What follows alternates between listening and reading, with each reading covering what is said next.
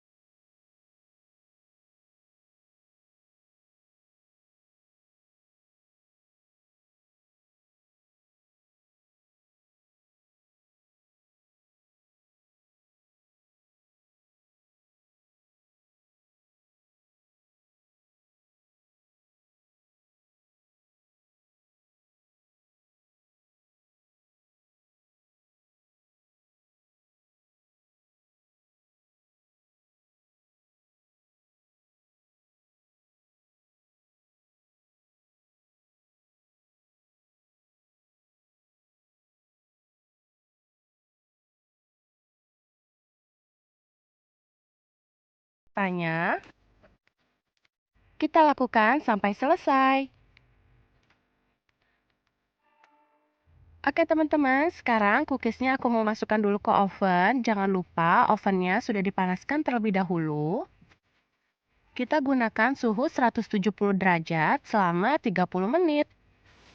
Dan kita gunakan api bawah saja ya.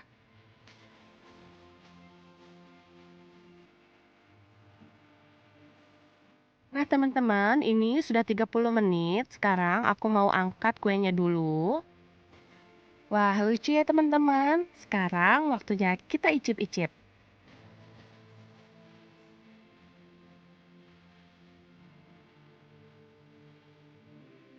Nah, ini ya teman-teman, caterpillar cookies yang tadi sudah kita buat.